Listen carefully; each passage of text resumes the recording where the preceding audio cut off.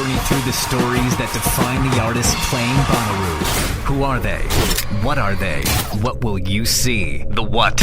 Which bands this year that matter? Yay. With Brad Steiner and Barry Corder. Well, there seems to be some changes on the horizon for Bonnaroo 2019, and that's why we're here.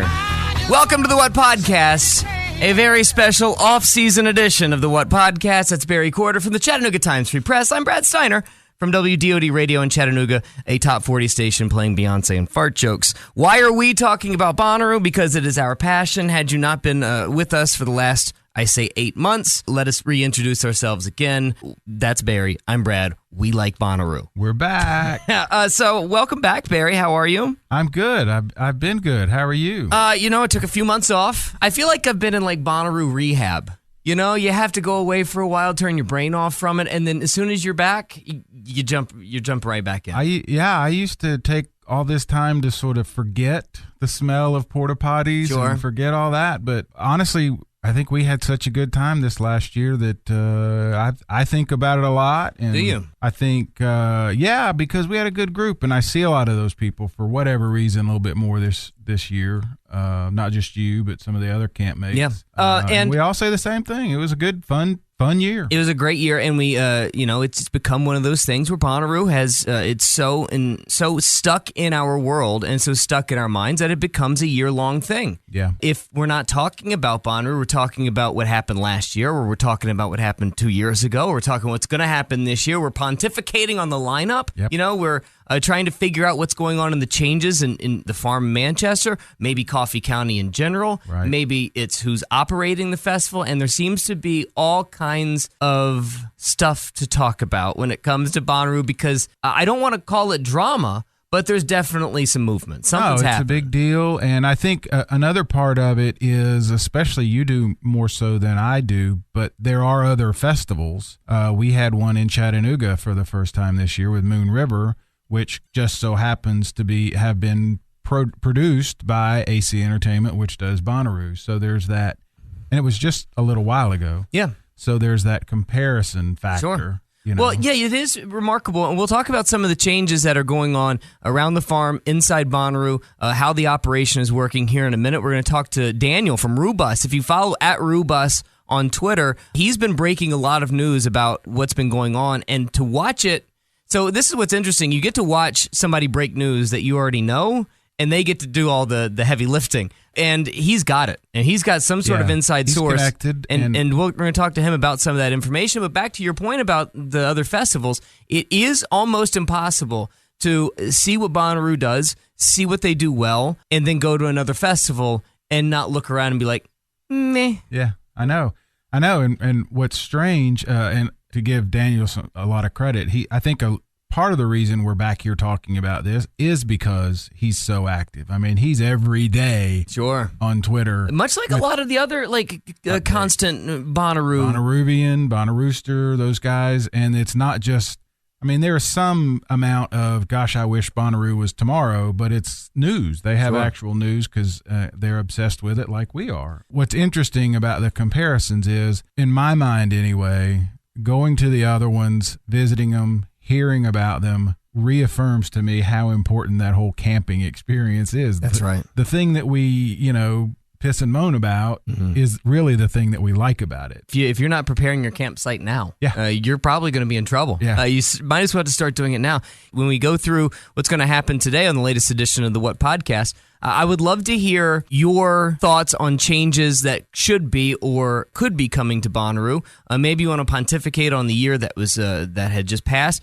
Drop us a line at the What Podcast on Twitter or thewhatpodcast.com. We'd love to hear your thoughts. Also, a little bit later on the show, we're going to give you our wish list. Maybe bands that we want to see at Bonnaroo. I see this on Inforoo a lot. I see it on the Reddit threads and the subreddits, but everybody's got their Bonnaroo wish list of bands that they want to see. It always starts with, like, back in the day, Prince. Daft Punk is always up there. Foo Fighters are a constant because you look around and you wonder, there are certain artists that you don't understand and have never been there. Right. Coldplay, God almighty, Coldplay's terrible, but why have they not been there is shocking. Foo Fighters is bizarre why they've never been there. They're always on the list. Justin Timberlake is always on somebody's short list of acts they want to see. We're going to go through Roo Bus's wish list. He's got some rumors about who's going to be appearing at Bonnaroo this year, and then we'll go through ours. And so if you want to drop us a line about who you want to be at Bonnaroo this year, send it to us, thewhatpodcast.com. I'm hoping that because we know that the Bonnaroo people listen, hopefully this moves the needle a little bit. Absolutely. Yeah, maybe it puts somebody on their radar that they weren't thinking of, or confirms somebody they were on the fence about. Yeah, that'd be awesome. One way or another, sure. Yeah. I'd also like to hear from people, because we really didn't do it afterwards, what they liked about the changes or what they thought about the changes, in particular the pods, all that. We've talked about it quite a bit. But for those people that actually lived it, I'd love to hear, what that was like. Sure. Because we kind of dropped in on it. We weren't there 24 hours. No, we dropped in a couple of times, and not only what you liked about it, I'd love to hear some stories. That's what I mean. Yeah, I'd love to hear some stories, because we have a million of hours. Yeah. We'd love to hear yours. Communicate with us. Maybe we'll do another podcast in the meantime, just of your experiences and your stories. I'd love to do that. That'd be great fun. Yep. All right, let's talk to Daniel from Roo Bus. Now, tell me how you found Roo Bus. I found him mainly because I follow all the guys on Twitter. The Rooster, Festival Owl, all those guys. Those are the guys who keep the conversation going, and Roo Bus has been one. That's how I found him. How did you find him? I think I first became aware of the bus. I remember seeing, and we talk about it a little bit, when he bought it. I guess he and his the three other people. I do remember that. I remember thinking, wow, there's a bus that's been around for a while, and someone, rather than get rid of it, they more or less passed it on to somebody else. And we'll hear him talk about it. It blows me away that he's only been going since 2013. That is pretty crazy. He is passionate about it. You know what's great is what Bonnaroo does. It creates like regular everyday people to be characters in this show called Bonnaroo. That's a great point. It is fascinating to me. We have a guy that lives here in Chattanooga that's Bonnaroo Santa. Yeah. Like he literally was called from the Bonnaroo people as Bonnaroo Santa. And he walks around with a big white beard at Bonnaroo every single year. His name's Packer Pete. Dan Peterson. I know him well. You've got the Bonnaroo Rooster. You've got the Roo Bus. There are so many characters in this play called Bonnaroo that it's so much fun. And that's what's been so fun for me about doing this show, is that we've gotten to meet some of them, and we've gotten to experience them, and I didn't even know that they were around for a while. Yeah, but you said something a second ago that I hadn't really thought about, and it's to the credit. Credit should go to the people who put on Bonnaroo.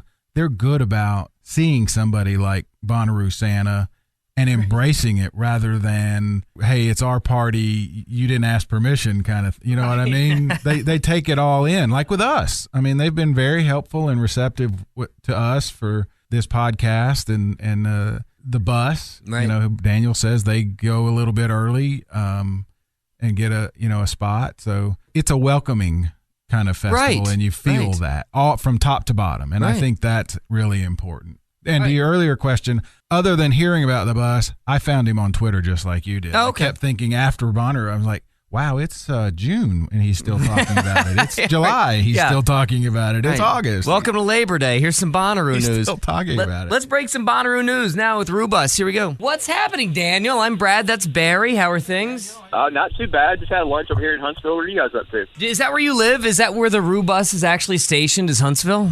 Yeah, we're in just outside of Huntsville, Alabama. We're about hour and a half drive away from Manchester. How did you first get into Bonnaroo? What was the thing that hooked you? Well, my wife and I started going back in 2013. I had wanted to go for years, and I had some friends at my university trying to get me to go with them. But it was Paul McCartney being on the lineup back then that really finally got us to go. We've been hooked ever since. And then was that the first year you brought the bus? When did the bus actually start? When did that actually get going? So the bus has been going to the farm for close to 10 years now. Oh, yeah? It was previously owned by a couple that used to live just a few miles away from the farm. They bought it, I think, Coffee County. It used to be a prison bus, and then they converted it. Nice. And, nice. No, I kid you not. Yeah. And they converted it probably around, I want to say like 2009, 10. I don't know exactly. And they recently moved down to the Gulf Coast near Pensacola, and we had known them for a little while. We parked next to them when we used to have a small RV. We had seen the bus then. And, we ended up buying it from them and continuing the tradition. That's pretty cool. I thought I remembered seeing something about it selling and changing hands, and there was like a big ceremony and stuff, wasn't there? That's ridiculous. Well, I don't know about ceremony, but we came to their place and picked it up before they moved. I thought there was a big party or something. Sure, always. Well, if it's party all the time. if it's a prison bus, I don't know what kind of party you're wanting to throw there, Barry. Well, I've heard tell that there was once a party in there with like 100 people on board inside the bus. That's pretty cool. We've had maybe 20, but nothing like that. That's pretty cool. So, do you take the bus? Do you take the bus to other music festivals, or are you just regular commuter with regular cars and such?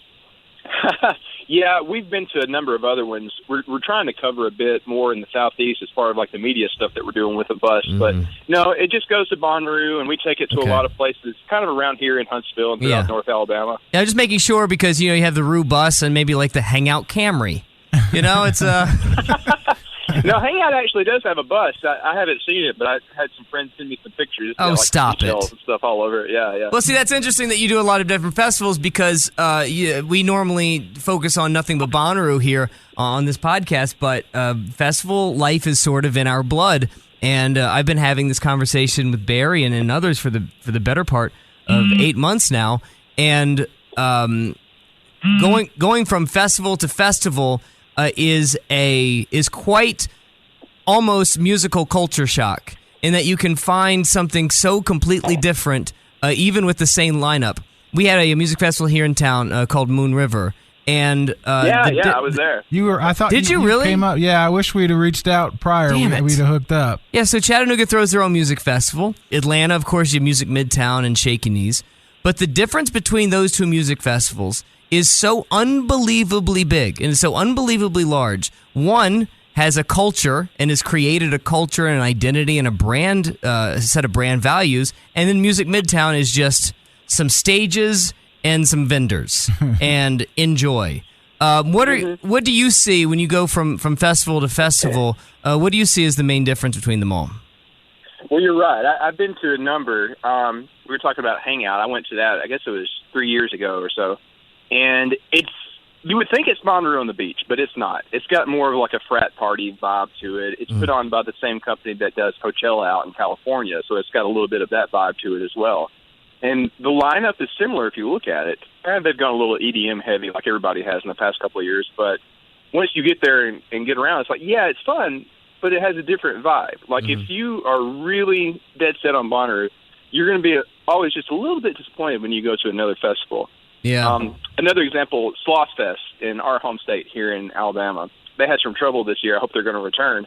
But it's great. It's like a miniature Bonnaroo that kind of has the good indie band lineup that they have, but also some stuff that's for the local taste in Birmingham. They usually like a little bit more folk or country over there a little bit. If there's any festival inside this country that is more tied to the local community, it's probably Sloss Fest. They do a very good job of incorporating local artists, local art, local vendors. Sloss Fest is very much Birmingham. It's very Birmingham. It is. I really hope they return. They had some problems like a lot of other festivals did with weather and PR this year, and I'd really like to see them come back. They've been a great asset to the state and Birmingham. Yeah, I haven't been, but the one in New Orleans, I can't even think of the name of it. The big one. Jazz Fest? Jazz Fest does what you're talking about, and there's one in Milwaukee that does a good job of that. We went to the Voodoo Festival in New Orleans last year. That was last October, right? Beck was headlining. Yeah. It was a pretty good vibe. It was once you get to the grounds, it was a lot like Bonnaroo. You know, of course, everything is Halloween themed, so there's people with like skeletons and different costumes and stuff. But it was a pain in the butt because you have to go from your hotel on the other side of town down to the city park, and like traffic is a nightmare.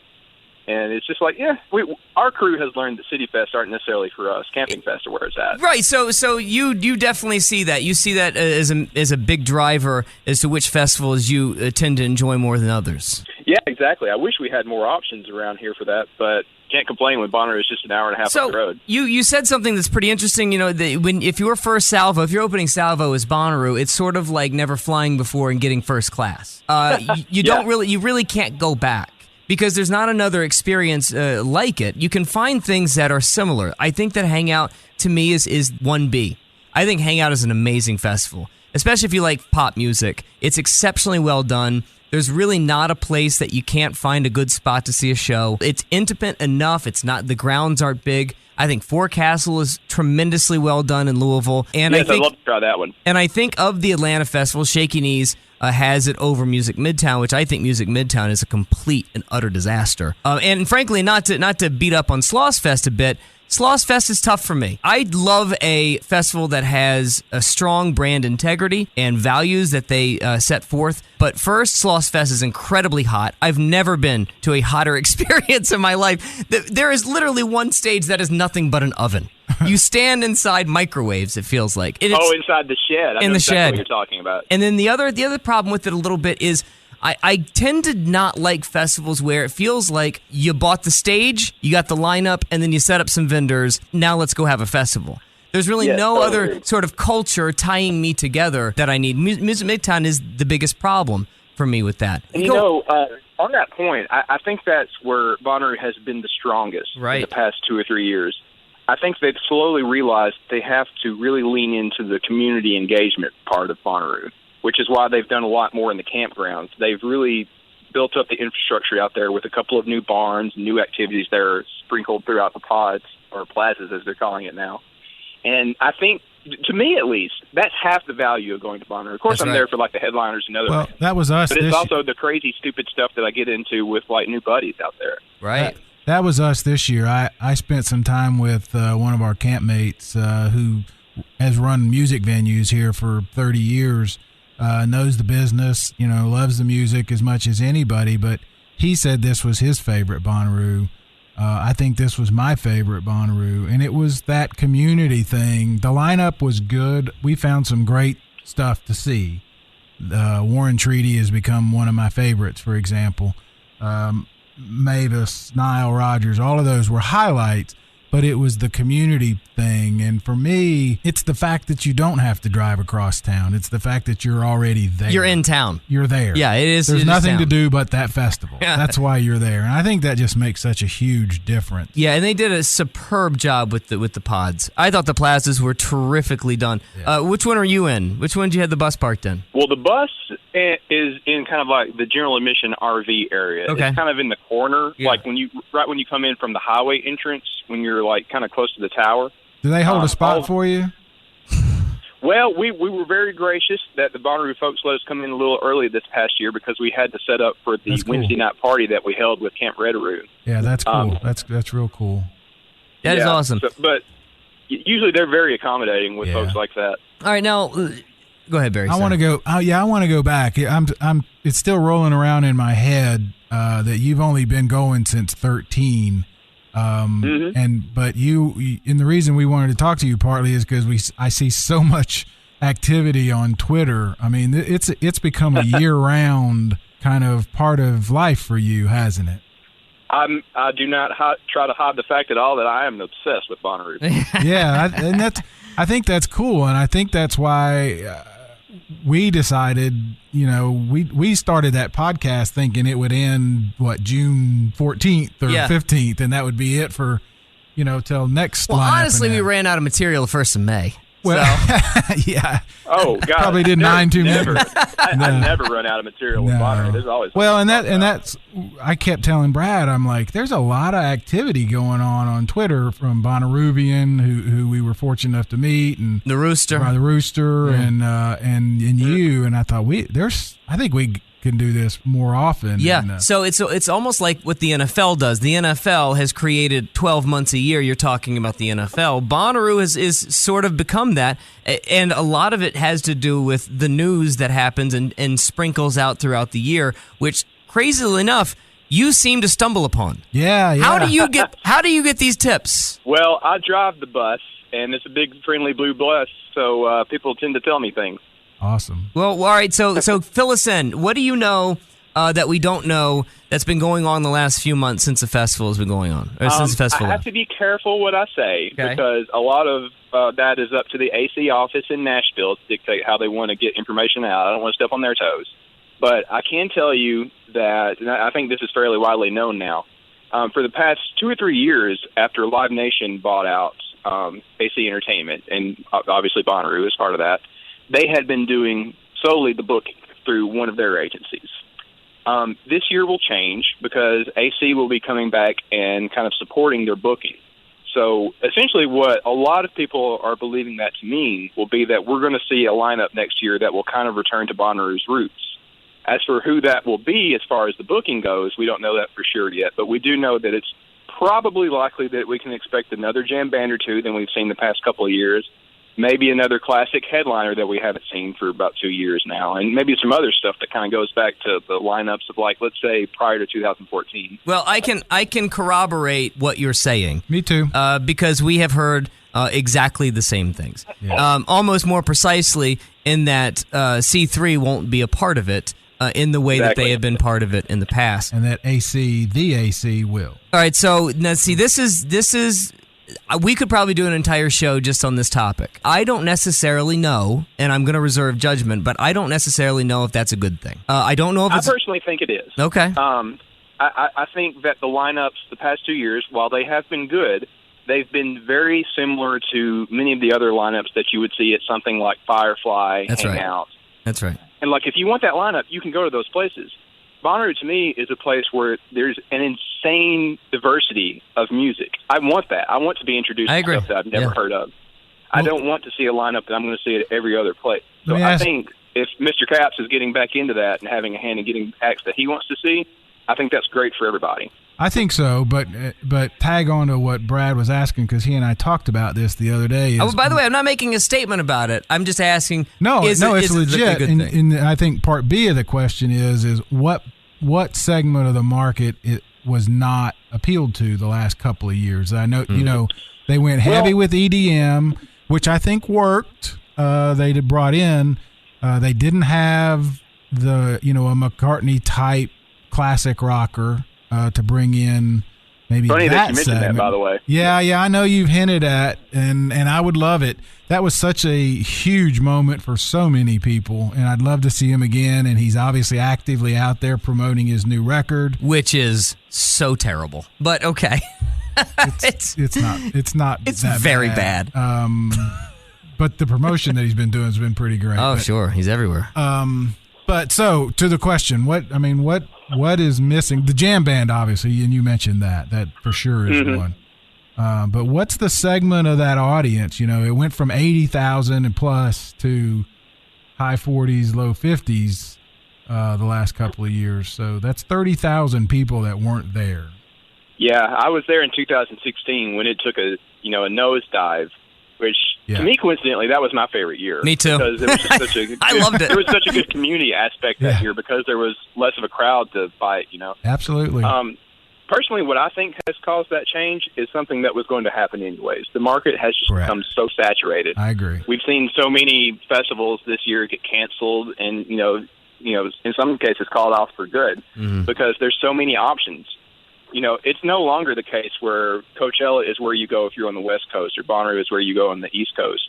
There's one basically in every region that always has a good lineup. Right. And I think that's why Bonnaroo has been smart to really focus more on community as opposed to solely the lineup. Well, I think their numbers the past 2 years show that. They're doing a very good market reach to kind of like the college age crowd. Well, then again, it lends the question as to why the change is needed anyway.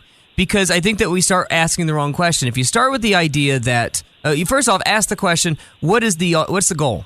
What's the ideal number? What are you trying to go after? That was my and if you no longer are needing 80,000 people and you would rather super serve 45 to 60, then the whole game changes. The platform and the whole foundation of the operation is totally different. and you can do things that are a lot crazier and a lot more bizarre and a lot more fun. Ashley Capps was here for Moon River Roo Bus, and he said something. I love how you refer to him as Roo Bus. Well, I was either that or It's just Daniel. Daniel. Roo Bus. Roo Bus.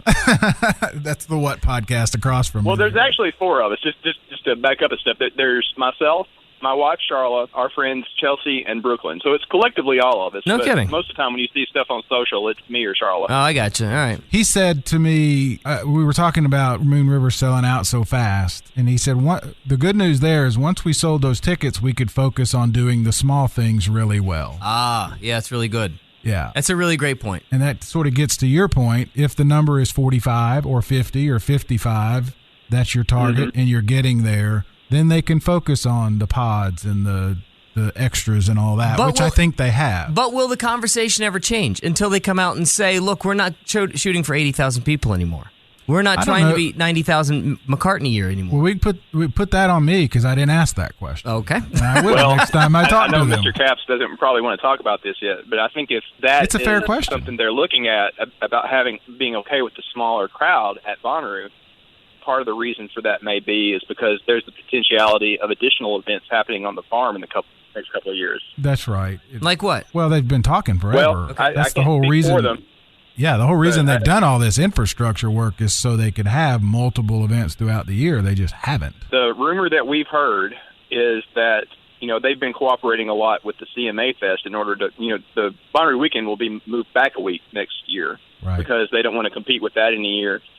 We've also heard that they're continuing to have talks with the Grand Ole Opry after having that on the farm last year. So what we've heard, not from anybody official, but from some other folks in the know, is that the next event that will happen on the farm is some type of country Americana fest in the fall. Yeah, that's always been the plan, and it won't be a camping type of thing, or if it probably not, because what they've told me is that Country fans don't camp. Country fans don't camp. Pure and simple. Yeah. But that makes sense. Yeah, they opened an office in Nashville. They're headquartered in Knoxville. They opened an office in Nashville. They've opened up the day events. They've got the buses, the shuttle buses. So the relationship with Nashville definitely has grown in the last 3 or 4 years. So that makes sense. What is some other news that you've heard throughout the ensuing months from Bonnaroo? Their bus, Mr. Bus. Mr. Bus. Come on, guys. It's just saying. I like Roo Bus. Roo Bus, whatever. Well, we've heard a little bit about who may be playing. Of course, we know who we want to see playing, but we kind of went up a bit a moment ago about McCartney. It kind of makes a lot of sense that he might be coming back next year. His tour skips Atlanta and Nashville, and he coincidentally has a break in his tour dates right around that weekend in June. Really? You've actually, hang on a second. I don't mean to interrupt, but you've actually heard McCartney as a name again? I'm seeing his name going around a lot. I mean, I know that they want to bring in another classic headliner next year, and he sold a hell of a lot of tickets in 2013, yeah, he did. So it only makes sense. All right, so I haven't gone onto the Infaroos and the message boards in a while. I've sort of taken some time off, but give me some other rumored names that they're talking about. A lot of people are talking about My Morning Jacket. They're probably going to have a new album out early next year. They sell a lot of tickets to veterans. They've had a long history at Bonnaroo. Yeah, and the management and Bonnaroo are almost one and the same. Oh yeah. So I mean, they're clearly always welcome there. I mean, just give them the witch stave and give them until sunrise. Seriously. Yeah. That's a great point. Yeah, they could play for 4 hours, and that would be so heart and soul Bonnaroo, wouldn't it? I wish. I would love to see that. Yeah, that'd be great. We've also heard there's a possibility of Fish next year. I personally kind of doubt that, but I'd be happy with it. It'd be cool. Odessa, I would be willing to put a bet on being our EDM headliner next year. Let's see, what else? Greta Van Fleet. They're very popular. Those kids are getting to be a big deal. Yeah. Bonnaroo tends to always look the hot at a year late, so I wouldn't be surprised to see that. Yeah, and then put them on the smallest stage, Frank Ocean. Thank you so much. All right, so here's the thing, and I don't mean to, God, I feel like such a sourpuss today, but if it's who you are. That McCartney show meant so much to me in 2013. I'm gonna say something crazy. I'm not gonna go see it again. I may not go see it again. That show meant it had everything, and it was such a moment. It was such a seminal moment in so many people's lives. I don't know if I want to jump back in that pool. I hear you. It's an interesting thought. You did. I don't know if you know this, Daniel. Brad literally watched a guy propose to a woman, during yes, Live and Let Die. No, it's just so he does Maybe I'm Amazed, right? Okay. And he drops down to one knee right in front of us and proposes during Maybe I'm Amazed. And I'm crying. I'm hugging these strangers. I'm high-fiving the dude. It was just the most amazing, chilling moment. Yeah. And then literally the next song, Live and Let Die, fireworks everywhere. It's like the guy knew the set list before he got it. It's hard to top. It's hard to top, yes. I felt like I got married, you know? But it was just such an amazing moment. I don't know if I can repeat that. Well, I wanted to keep that special. I'll put it this way. One of my favorite mid-card bands, in fact, one of my favorite bands, period, is Portugal the Band. Me too. I've seen them 4 times now. Yeah. Each show, I'm just as hype about. Just gets better and better, that show. The most beloved musician in the world. I have no problem seeing him again. Okay. Yeah, you got to get them while you can get them, right. too, because, it ain't going to last forever. But I understand what you're saying, Brad.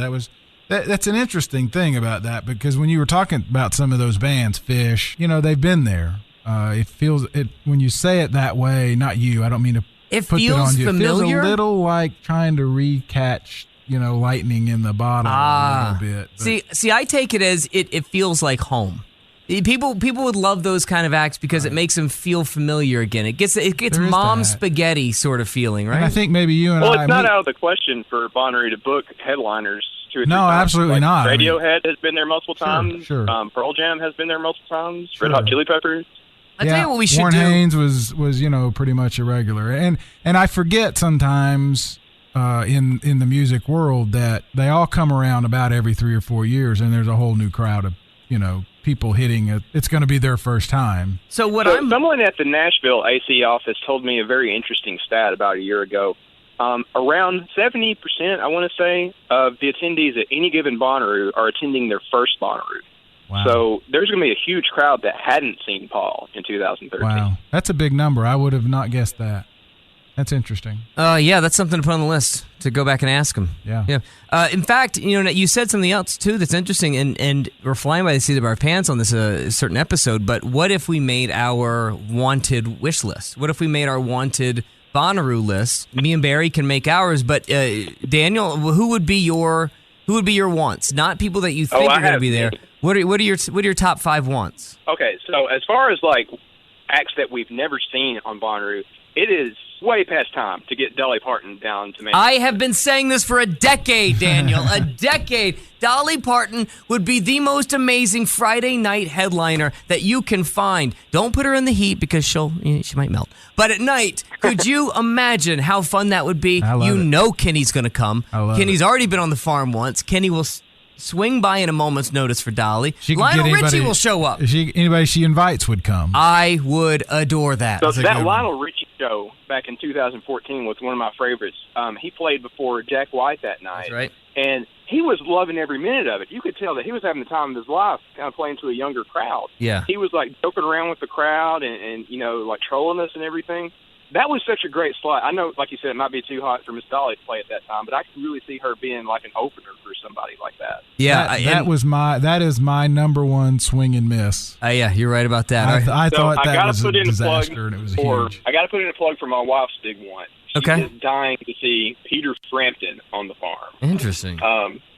So I think he would be a good fit too, maybe in that kind of free headliner slot. He needs to bring along that thing that makes his guitar go wah wah and talk all that. Right, the talk box.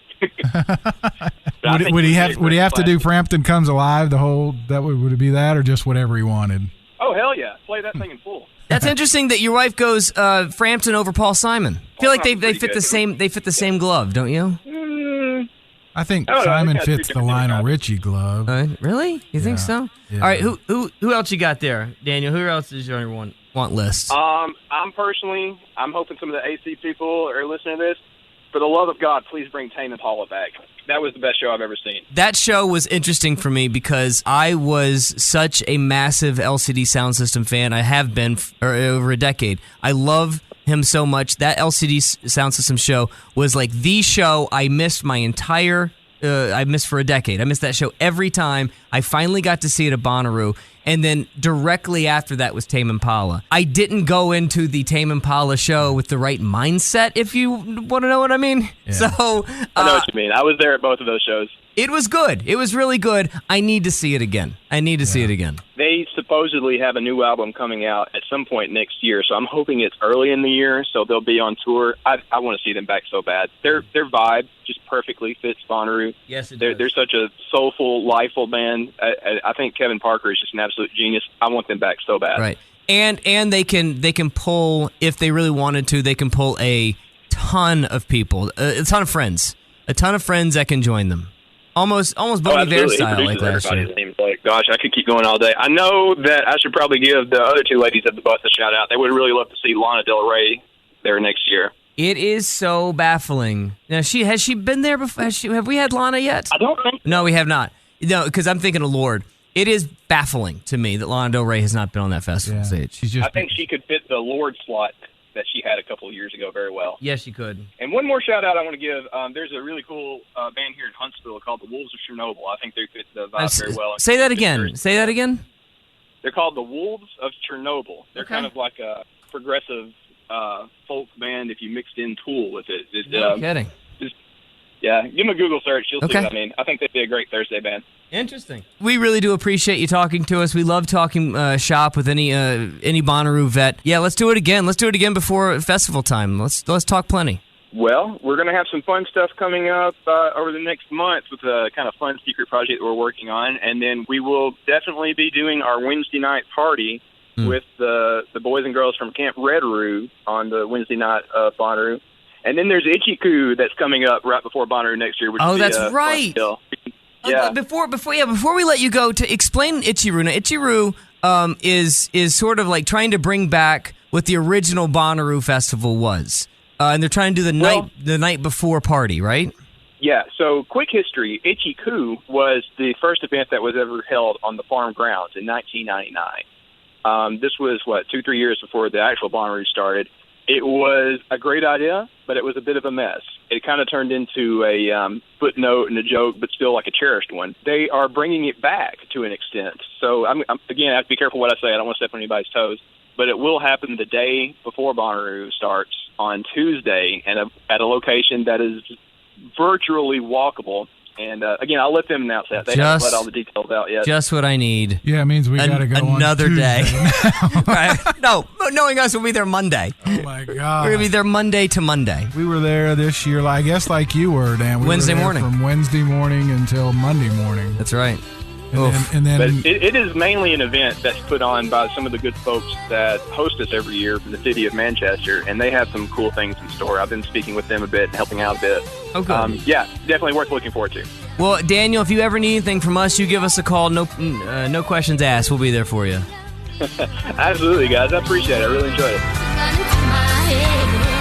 Do you have the Tennessee homesick blues there, Barry Corder? I like how she says fish. Yeah. Fish and hole. That's Barry Corder and Brad Steiner. This is the What Podcast, a podcast for Bonnaroovians by Bonnaroovians. Really one of the top line Bonnaroovians, Roo Bus. Thanks for joining us. Daniel from the Roo Bus, at Roo Bus. You can follow along all the breaking news. And I loved his poll for artists that he wants to see at Bonnaroo. It's been my top line, my top want and desire for a decade is Dolly Parton. I know. I think nothing makes more sense than Dolly Parton. I like you.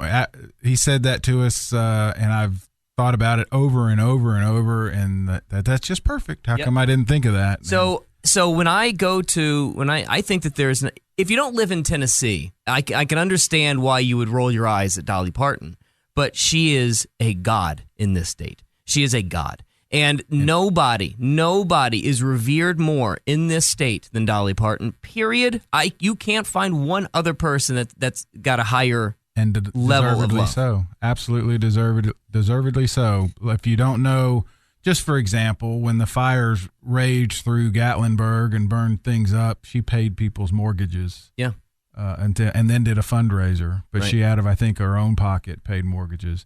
But absolutely, you're right. Her philanthropy is absolutely through the roof, and that's why she's just beloved in the state. And there's nobody that to me wears Tennessee pride on her sleeve more than she does. And that's why she would just be absolutely perfect. And she's also very, very good. She's an unbelievable songwriter. And let's be honest, and I hate to bring this part up, but I don't know how many more shows we got out of her. Well, there's a couple on my list that are that way, especially with, losing Prince and losing Bowie and Aretha Franklin. And Tom Petty and Aretha. It's been a bad year. Yeah. And, those guys were not, those were surprises. All right, let's go through your list of your wish list. Now, if you were to put together a list of bands that you want to see, now they could be bands that's been there before, but this is a common thread you see on Reddit and on the Twitter and on the Inforoo. We want to hear yours, thewhatpodcast.com or at thewhatpodcast on Twitter. Let's hear your wish list there. Barry Corder, let's go through it. My list is sort of all over the place because Daniel got me thinking about a lot of different things. Really? Dolly is at the top. Sure. But after our conversation, it made me think, do I want to see people that I haven't seen? Do I want strictly bucket list items? Do I want bands that I think actually fit at Bonnaroo? Interesting. You actually took us. You're trying to find a theory and things. I'm trying to. Yeah. I don't have a cohesive. I'll give you an example.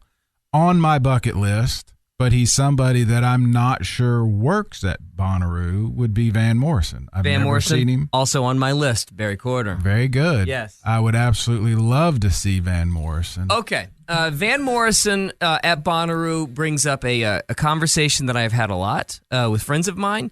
He's a lot like Morrissey in that as much as I would love to see him at Bonnaroo, you don't know what kind of show you're getting. Absolutely. Out of him. Stevie Wonder can be that way. If Stevie decides to go deep, deep, deep, and you're wanting nothing but hits, and Stevie Wonder is very similar to Van Morrison in that way. If he decides to go nothing but deep hits, deep tracks, and you wanted hits, you're maybe not. You're stuck. Yeah.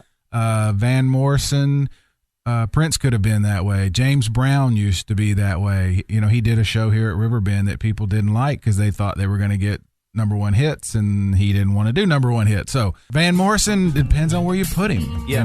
Van Morrison at 3 PM on the what stage? I'm not sure that works for me. And it probably wouldn't work for him either. Probably not going to work for him. He's going to be pretty cranky if that's the case. So, but he is definitely high on my list. He's high on my list too. Van Morrison on the Witch stage, 4 o'clock, 5 o'clock. I would be into that. I just never thought that he got the credit as a songwriter as he deserved. I guess it depends on which circles. He's God in my house and always has been. That's awesome. Bob Dylan, of course, great songwriter, but I always thought that Van Morrison had something a little bit more interesting for me than Bob Dylan. Yeah, well, a beautiful singing voice. There's one. Yeah, that's one. All right, who else you putting on your list there, Barry Corder? And then, on my want-to-see list, I would love to see Adele. Adele's been to the farm. I didn't see it. Yep. This was almost 10 years ago. It's right before she hit with Rolling in the Deep, and she was on, if I'm not mistaken, That Tent. And I walked by it because I knew of her because I was in this industry and they were working the song to us at the time. The record label was. I remember walking by and being like, oh, that's nice. Yeah, yeah. Who would have thought that was going to be the superstar of the decade? Well, we did the do-overs before on the podcast. That would be one for sure. Right. But I'd love to see Adele. I would love to see McCartney, and that's the reason this comes up, because of Daniel saying that. And when he said it, and it still rolls in my head, I'm like, I've seen it, done it, but it is McCartney, and I probably would want to see him every single chance I get. When I said to him, I don't know if I want to see that again. That's not negative. I get it. I don't know. I've had the moment. Right. But let's be honest. I'm probably going to the show. You don't want to miss it. If that ends up being, a thing that happens at Bonnaroo 2019, I'm probably going to go, let's be honest. Dolly, Van Morrison, Adele, McCartney for sure. And then sort of in the line of, these are acts that I would love to see. I'm not even sure they're touring type of thing. I would love to see Joe Jackson. Wow. Elvis. That's fascinating. I love Joe Jackson. If he were to that would be really, really interesting. Yeah. If he were to come and do the I'm the Man era stuff, Beat Crazy, that whole trilogy. Hang on a second. I know this, boy, talk about a generational divide. I know you and a couple of guys at our camp would be into that, but do you think anybody would be at a Joe Jackson show? That's what I'm saying. I didn't make my list for anybody else. I know, but that's what's so fascinating about it. It would work. It would absolutely work, but I don't know if anybody would be there. I don't know. And along those lines, and he was there before, but he was there with Alan Toussaint, was Elvis Costello. I would love to see Elvis doing a lot of Elvis hits, or really anything. I love Elvis Costello. I'm not gonna get too sentimental like those other sticker Valentines, 'cause I don't know if you are loving somebody. I only know it isn't mine. Allison, I know this world is killing you. Oh, Allison. So Elvis Costello makes a lot of sense, and it would be an amazing get, and it would be a lot of fun. It's going to be one of those shows that I think we look back on and be like, that didn't work. It depends. He's like Van Morrison. Depends on what he does. Yeah. I mean, he did the Nashville album. He did the stuff with Burt Bacharach. I love that Burt Bacharach album. Too. I can't believe I'm saying that, but I loved it. Oh, it's great. It's all standards, and he's not going to do a standards. Right. Again, this is not going to Depends on what he does. And then I'd love to see Timberlake. Yeah, it'd be a great show. And you're going to laugh, and I'm not sure it's one I would stay the entire time for, but I just hear it's such an entertaining show. I'm not sure I wouldn't want to see Taylor Swift. Oh, man. Taylor Swift is not... Okay, so she does nothing but stadiums now, right? Because she wants to maximize her stage performance. There's just no possible way that's happened. No possible way it's happening. Like I said. And I know why. I know why you would say that. I know why you would want that. But she has such a controlled environment in which she wants to perform, and she wants every bit of stagecraft up to her and by her hands. If you thought that Kanye's first show was stagecraft to a point where it was belligerent and annoying, watch out for Taylor Swift. Yeah. It's just not something that could ever happen. It's a wish list. I understand, but you probably should just go ahead. And the other thing too about these wish lists that are unfortunate is like you put, and I'm getting a lot of text messages from friends of mine about Drake or Daft Punk. Drake would work, but again, you're going to have to drop $1 million.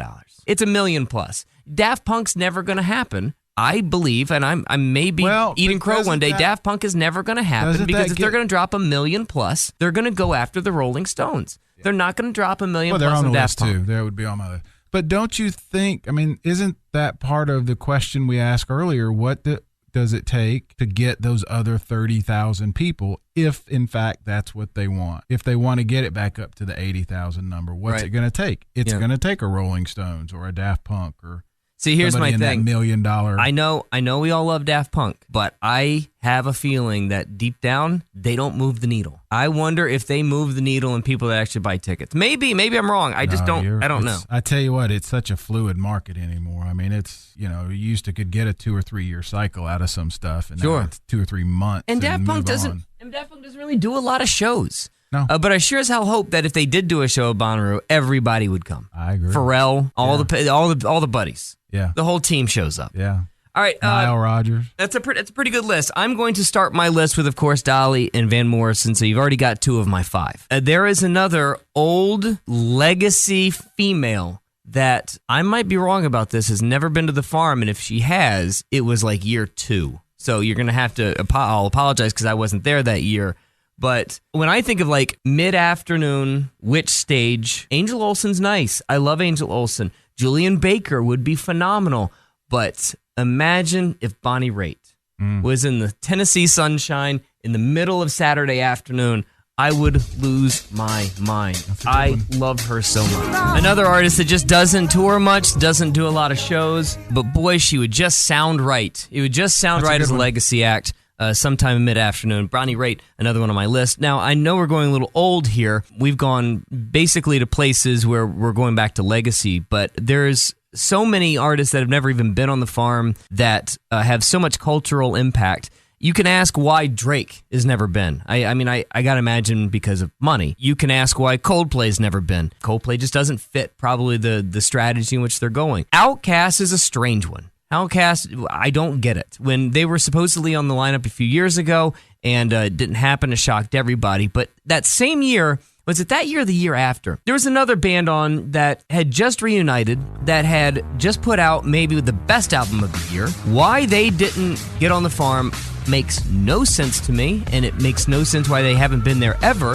Now that they're back together, or at least kind of back together, why can't we get a Tribe Called Quest? Yeah, that would be a good one. And maybe they're not doing anything anymore. I mean, maybe that run at Coachella and then the Saturday Night Live and then the album, maybe that was it for them because they wanted to honor a dude's memory. But I don't know. It just seems like it would make so much sense. And then the other one, that it's a long shot. It's a pull for me. And you may not know him, but in my world, I live and die by 60 Soul. It's practically all I listen to at the house. And the guy for me that I feel like never got the credit that he deserves. And by the way, he'll tell you he never got the credit that he deserved. It's a Chicago soul artist named Syl Johnson. So if you look back and you see what Bonnaroo's done in years past, when they had the King of Soul, Philadelphia Soul, and Solomon Burke on stage, nobody was there. And then 2 years later, he dies. They put all of these soul artists on right before they're about to go. Yeah. And Syl Johnson, he's written so many hits, and you don't know any of them, because they've been sampled time after time after time. Kanye sampled a bunch of Syl Johnson stuff. Jay-Z has sampled a bunch of Syl Johnson stuff. So if you give me Syl Johnson on a lineup and all of a sudden maybe they find Jay-Z and Beyonce as a headliner, you are going to get complete madness. You don't know it, but this might be one of the most sampled songs of all time. Kanye, Wu-Tang, Jay-Z, Public Enemy. They have just used this song time and time again. And it's that opening, and the man's made millions just by sitting around and watching everybody sample his work. That's a good one. It's got a little of that funky drummer beat to it. Yeah. And then, of course, you go down the other list of stuff like Radiohead. I really want to come back. The National. Right. I slept on the National for so long, and then I saw them in Atlanta at a festival, Shaky Knees. I was blown away with how good that live show was, especially at night in the dark. I want Jungle to come back because that show last year was good, but it's better at night. I think Daniel is exactly right. Tame Impala needs another spot. And I really love the idea, although they're not my favorite, and we've talked about this before. My Morning Jacket doing a late night, all night show is almost too good to be true. I was standing in the field watching them, 5 years ago, 6 years ago, and a young 20-year-old, the daughter of some friends, she looked up and she said, "They are the perfect Bonnaroo act." They're damn near close. And I totally agree. Everything about it, we've talked about it in past shows, how you can just hear a certain song, a certain part of a song, and imagine standing in one of those tents, whatever time of day, and it just defines that whole festival feeling. So I agree. There you go. I'm a huge fan of theirs, so I would see them in any occasion. They are the opposite of what I was saying earlier about the McCartney thing. Yeah. I will see them anytime, every time. No kidding. Yeah, I just love them. I don't know what it is. I love them. The McCartney, like you, maybe it's that, this past year, and it's funny, our campmate Mike Dewar, we revisited that whole Friday where we went from Davey to Mavis, to Warren Treaty to Mavis to Nile Rodgers.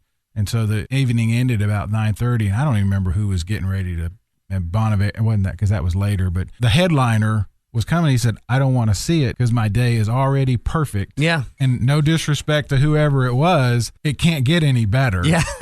So I'm going to go back to camp and decompress. I love a man who's just satisfied. He's satisfied with his day. He was right. Yeah. And so that's kind of like you with the McCartney. I mean, we all had amazing times, but what you had was transcendental. So back to the McCartney thing, that same guy, Mike Dewar, I'll never forget it. After the McCartney, he got there on Friday afternoon, Mikey D, he walks around the farm, he sees everything for a little while, then he goes to see Paul McCartney. And the moment he steps back into camp, he packs his bag up, gets in the car and said, "I've seen all I need to see. It's never getting any better than this. Yeah. See you guys next year." It Pretty was strong. He mic dropped out of the campsite. It was unreal. But that's Pretty what I'm saying. Those are the kind of wish list things that actually come true that make Bonnaroo so magical. Let's hear yours at The What Podcast on Twitter or thewhatpodcast.com. Maybe we'll swing back in and do another show here in a couple of weeks. Let's do it. And hopefully we'll talk to you on The What Podcast. We'll talk to you then. Journey through the stories that define the artists playing Bonnaroo. Who are they? What are they? What will you see? The what? Which bands this year that matter? With Brad Steiner and Barry Corder.